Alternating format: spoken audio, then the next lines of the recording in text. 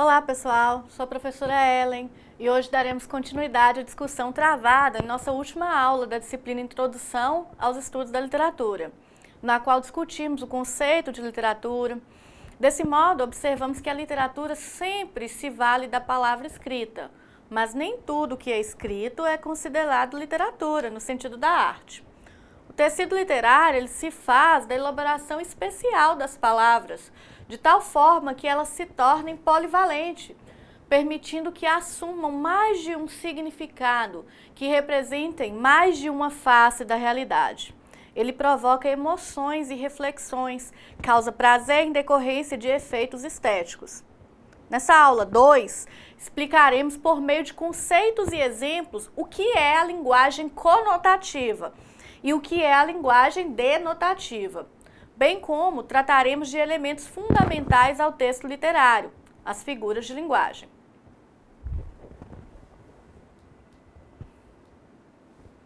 Nós vamos observar, então, a princípio, os conceitos de denotação e de conotação. Denotação é a significação objetiva da palavra. É a palavra em estado de dicionário. Já a conotação é a significação subjetiva da palavra. É quando utilizamos a palavra com significações outras que não aquelas dicionarizadas. Vamos ver um exemplo aqui para observarmos bem como ocorre as questões de denotação e conotação no texto. É noite, sinto que é noite, não podemos... É noite, sinto que é noite, não porque a sombra descesses, bem me importa a face negra, mas porque dentro de mim, no fundo de mim, o grito se calou, fez-se desânimo. Sinto que nós somos noite, que palpitamos no escuro, e em noite nos dissolvemos. Sinto que é noite no vento, noite nas águas, na pedra. Carlos Drummond de Andrade. Então, gente, nós vamos observar que nesses versos o poeta diz: somos noite, é noite no vento, noite nas águas, na pedra. Ele não está utilizando a palavra noite em seu significado simples, dicionarizado, não é? Como aquela que vem ao final do dia. Ele está explorando a carga negativa contida na palavra, o desânimo, a tristeza, o imobilismo, a morte. O poeta deixa de lado o significado denotativo, dicionarizado do termo noite, e trabalha com os seus sentidos conotativos, ou seja, com o sentido figurado da palavra noite. Isso é possível porque a linguagem literária é polissêmica, ambígua, aberta a várias interpretações e caracteriza-se pela plurissignificação que o arranjo das palavras propicia, possibilitando sentidos não comuns. Assim sendo, nós vamos observar que o sentido denotativo é aquele descrito pelo dicionário, que nos apresentam os conceitos que as palavras denotam. Quando alguém procura no dicionário o significado de uma palavra, ela está querendo saber o que essa palavra denota, o que essa palavra significa. Já o sentido conotativo, ele vai variar de cultura para cultura, de classe social para classe social, de época para época, porque ele é subjetivo. Como já dissemos, toda e qualquer palavra é polissêmica. E, além do seu sentido denotativo, ela pode apresentar-se com um dos seus sentidos conotativos, seus sentidos figurados, constituindo assim uma figura de linguagem. A linguagem figurada ela vai se dar a partir das figuras de linguagem, que se subdividem em figuras de palavras, figuras de pensamento, figuras de som e figuras de construção. Nós vamos passar agora, então, ao estudo dessas figuras de linguagem. Então, nós vamos ver as figuras de linguagem, não é? Dentro das figuras de palavras, nós vamos ter, dentro das figuras de linguagem, nós vamos ter as figuras de palavras. E a primeira dessas figuras de palavras, e a mais recorrente, é a metáfora. A metáfora é uma alteração do sentido de uma palavra ou expressão. Quando entre o sentido que o termo tem e o que ele adquire, existe uma interseção. Vamos ver um exemplo. O interior de São Paulo está coberto por doces mares, donde se extrai o açúcar. Aqui, o que nós vamos ter é que doces mares refere-se aos canaviais de São Paulo. E por que a utilização do termo doces conjugado com o termo mares? Exatamente porque a cana-de-açúcar é que dá o produto, o açúcar. Então, há aí uma interseção de sentido entre esses dois termos. No segundo exemplo, nós vamos ver a urbanização de São Paulo está sendo feita de maneira criminosa, porque está destruindo os pulmões da cidade. Então, nós vamos ter como metáfora aqui pulmões da cidade, que vai adquirir o sentido figurado de árvores, não é? As árvores que fazem com que o oxigênio seja liberado gradativamente. Por isso, essa comparação aos pulmões. A segunda figura com a qual nós trabalharemos são as figuras consideradas como comparação ou símile. A comparação, ela vai ocorrer quando há uma comparação entre coisas semelhantes. No caso da comparação, vai sempre haver o uso do conectivo como. Vejamos os exemplos. Branco como a cor da paz ao se encontrar. Então, nós vamos ter aqui a comparação de branco com a cor da paz, não é? Branco é normalmente associado à cor da paz. E o termo comparativo, ele está aí fazendo a comparação entre os dois termos, o branco e a cor da paz. Rubro como o rosto fica junto à rosa mais querida. Rubro está sendo comparado ao rosto, não é? O rosto. Então, rubro como. Nós temos aí também o elemento comparativo como sendo utilizado. A terceira figura de palavras que nós estudaremos é a metonímia. A metonímia, ela explora sempre alguma relação lógica entre os termos. A metonímia consiste em empregar um termo no lugar do outro, havendo entre ambos uma estreita afinidade ou uma relação de sentido. A metonímia, ela pode acontecer quando nós substituímos o autor pela obra. Eu adoro ler Drummond. Na verdade, o que eu leio são os livros escritos por Carlos Drummond de Andrade. Então, eu substituí aí o autor pela obra. Posso substituir também a causa pelo efeito. Sou alérgico a cigarro. Na verdade, sou alérgico à fumaça produzida pelo cigarro. O continente pelo conteúdo. Bebi uma garrafa de leite. Na verdade, eu bebi o líquido e não a garrafa. O lugar pelo produto. Fumou um Havana. Na verdade, fumou-se um charuto produzido na cidade de Havana. O concreto pelo abstrato. A filha tem uma ótima cabeça. Então, na verdade, a filha, ela é muito responsável, ajuizada. O símbolo pela coisa simbolizada. O rei perdeu a coroa. Na verdade, o rei perdeu o poder. A sinestesia é a quarta figura de palavras que nós vamos ver. A sinestesia é a relação subjetiva entre percepções de sentidos diferentes. Então, vamos observar o exemplo. Uma palavra branca e fria.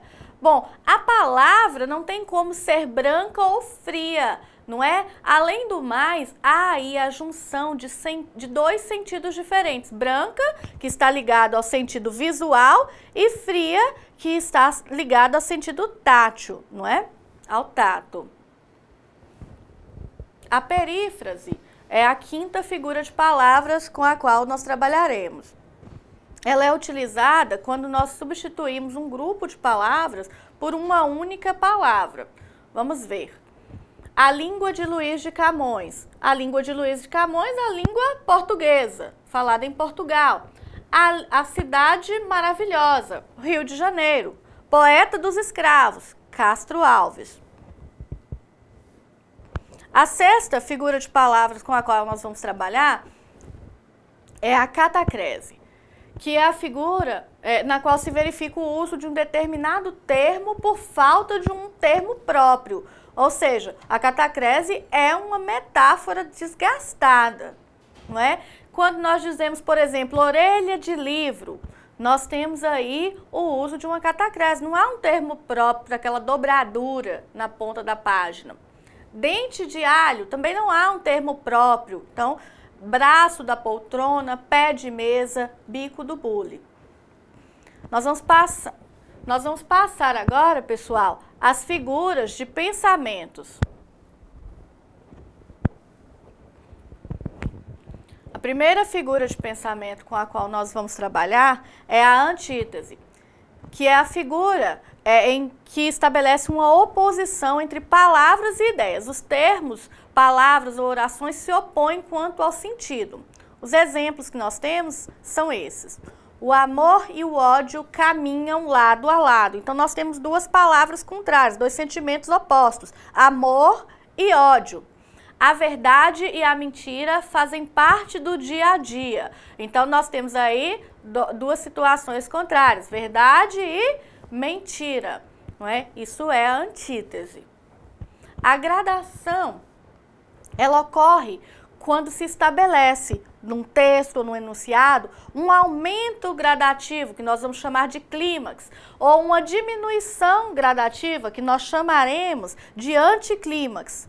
Por exemplo, no meu quarto concebi as ideias que me levariam a dominar o bairro, a cidade, o país, o mundo e a desejar o próprio universo. Então, nós temos aí a gradação de bairro, que evolui para cidade, país, mundo e, por fim, universo. Então, a abrangência, o que nós temos aí é um clímax, uma gradação em clímax. A terceira figura de palavras com a qual nós trabalharemos é o eufemismo.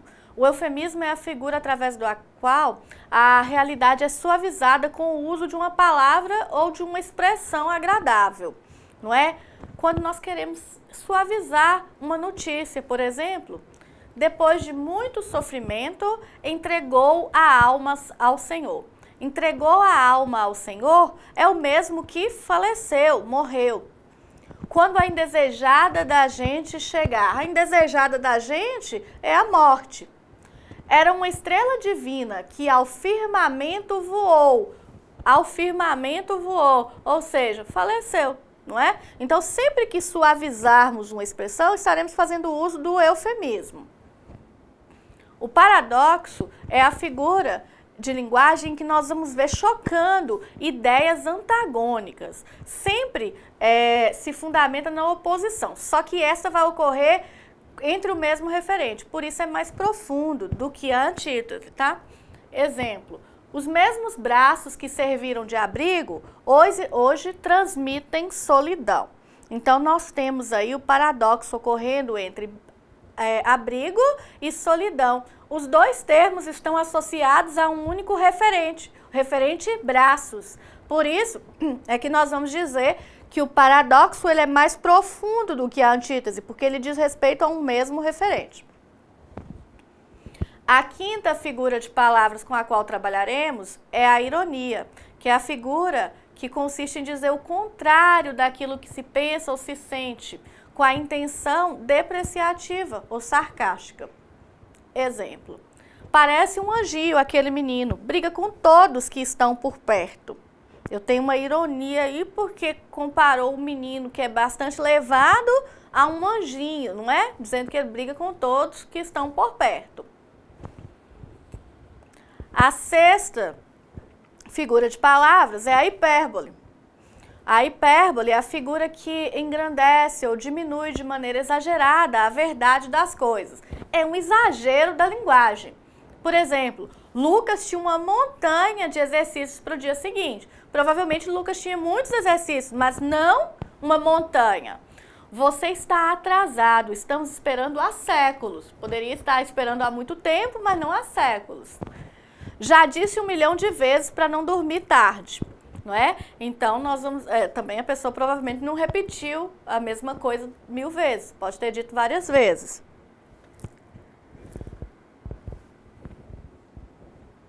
A sétima figura figura de palavras com a qual trabalharemos é a prosopopeia, que também é chamada de personificação. É uma figura pela qual se dá vida ou características humanas a coisas e a animais. Por exemplo, às 7 horas da manhã, a rua acordava. A rua ela não acorda, não é um ser humano para acordar, não é? Então, quando se atribui uma característica humana a um ser inanimado, tem-se a prosopopeia ou a personificação. Nós vamos passar agora, pessoal, a ver as figuras de som. As figuras de som, elas se dividem em aliteração ou assonância. As figuras de som, elas se dividem em aliteração e assonância. A aliteração, ela vai ocorrer sempre que nós tivermos a repetição ordenada de sons consonantais, esperando parada pregada na pedra do porto. Então, nós temos aí a repetição do P, do som consonantal P. Já a assonância, ela vai ocorrer quando houver a repetição ordenada de sons vocálicos idênticos. Sou um mulato nato no sentido lato. Então, nós vamos ter a repetição aí do som vocálico nessa frase.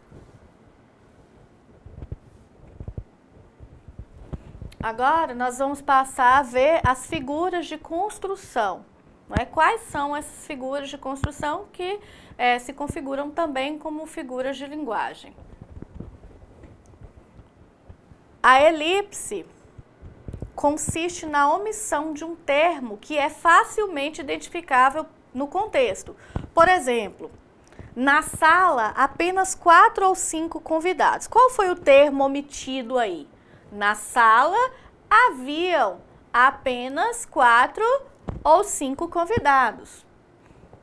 O zeugma consiste na elipse de um termo que já apareceu antes. Então, eu vou deixar de escrever um termo que eu já escrevi anteriormente.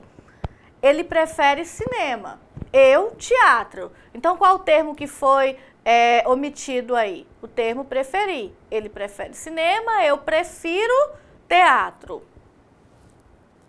O polissíndeto, ele consiste na repetição de conectivos ligando termos da oração ou elementos do período. E sob as ondas ritmadas, e sob as nuvens e os ventos, e sobre os pontes, e sob o sarcasmo, e sob a gosma, e sob o vento, o vômito. Então, qual foi o termo que se repetiu aí? O termo e, né? Ao longo dos versos. E sob, e sob, e sob. Nós vamos ter também o hipérbato, ou a inversão sintática. Consiste na ordem natural dos termos da frase. Então, sempre que nós mudarmos, não é, a ordem natural dos termos da frase, nós teremos o hipérbato, que consiste na mudança da ordem natural dos termos da frase. Do tamarindo, a flor abriu-se há pouco. Então, a ordem natural dessa frase qual seria? Há pouco a flor do tamarindo abriu-se. Nós vamos ter também o pleonasmo, que vocês devem ouvir falar bastante, pois ele consiste numa redundância, cuja finalidade é reforçar uma mensagem.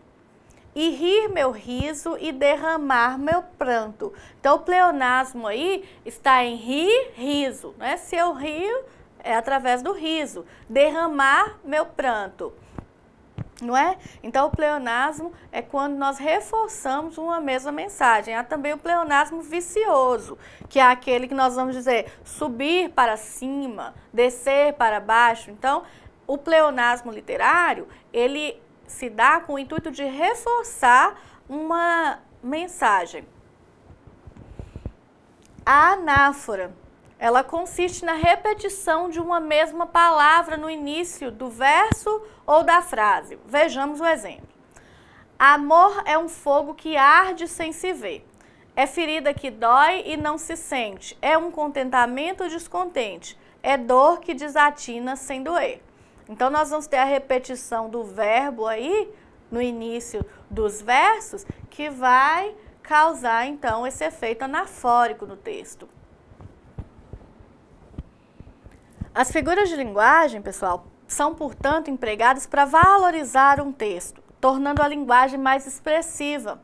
É um recurso linguístico que confere originalidade, emotividade ou poeticidade ao discurso.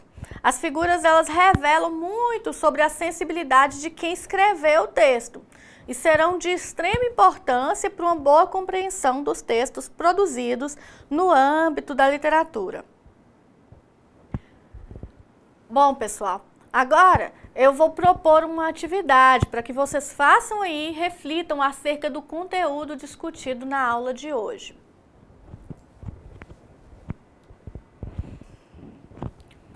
Número 1. Leia o texto a seguir e faça o que se pede. Há no texto uma oposição entre a atitude do homem vivo e a do homem morto. O autor mostra essas atitudes com metáforas. Separe as metáforas que falam, respectivamente, dos vivos e da atitude dos mortos. Vamos lá, vamos ao texto, então. Texto é um fragmento de Memórias Póstumas de Brás Cubas, de Machado de Assis. Talvez espante ao leitor a franqueza que lhe exponho e realço a minha mediocridade. Advirta que a franqueza é a primeira virtude de um defunto. Então, como qualidade de um defunto, ele já aponta aqui a franqueza. Na vida, o olhar da opinião, o contraste dos interesses, a luta das cobiças obrigam a gente a calar os trapos velhos, a disfarçar os rasgões e os remendos, a não estender ao mundo as revelações que faz a consciência.